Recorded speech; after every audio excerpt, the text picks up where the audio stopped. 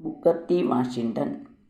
Booker T. Washington was born a slave in Virginia. His mother Jane was a cook for the plantation.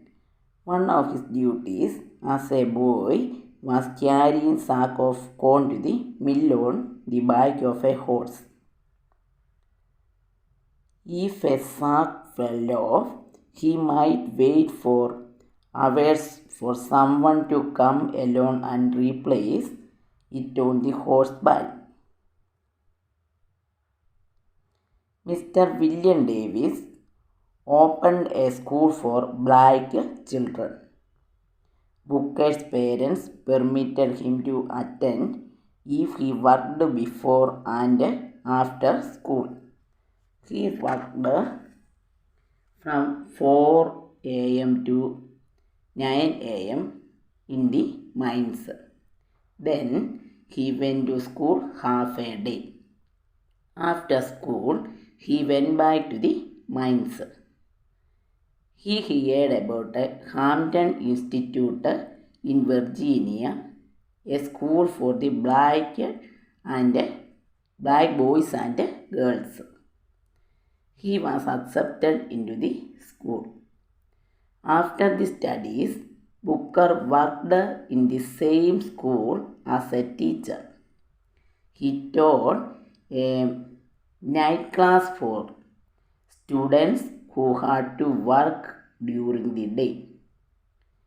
He also taught a class of 75 Indian boys. Booker T. Washington was an eloquent speaker. In 1895, he was invited to give a speech at an exposition in Atlanta. In it, he urged black and whites to work together.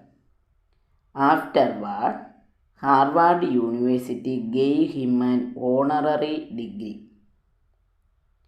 Booker T. Washington, more than any other black man of his time, helped to elevate his people through education.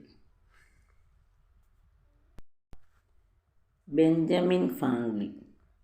As a young man, Benjamin Franklin tried a number of jobs in America and England. Then, back in America, he set up his own printing business, and by the age of 23, he was printing all the banknotes of Pennsylvania. In 1753, he became the postmaster for that colony. He was always interested in science and wanted to prove that lightning was just a giant electrical spark. He took the rise of flying a kite up into the thundercloud and showed as an electrical spark would jump from a key tied to the wet string. This famous experiment led to the development of the lightning conductor or rod.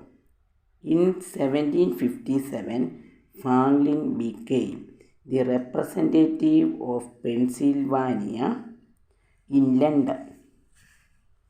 Later, he spoke in Parliament against the British government's tax policies towards the American colonies.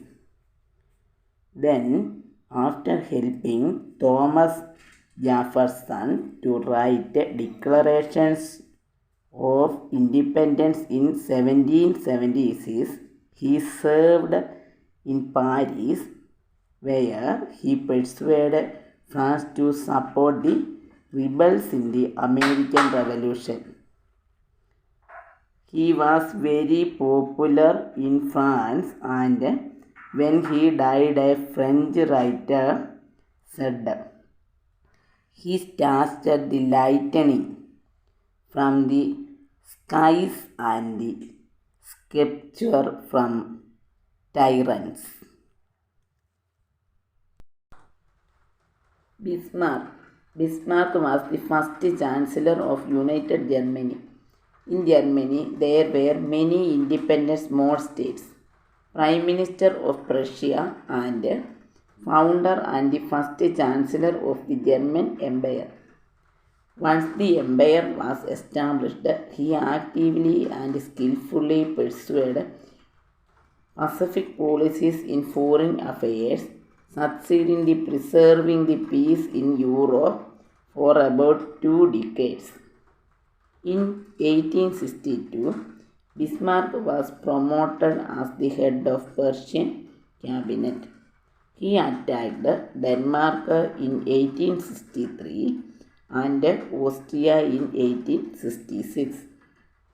After this, he affiliated the northern and southern part of Germany. Thus, he created a united Germany and began to rule. Then he tried to strengthen the German army. He succeeded in his efforts. Beethoven. Full name was Ludwig van Beethoven. Born at Bonn in Germany. He was a great musician. His father, also a famous musician. He had got a music talent from his father. Beethoven was a disciple of Mozart. He was also a good pianist. He had composed some piano sonatas. In later periods, Beethoven was affected with deafness. He composed many concerts and quartets.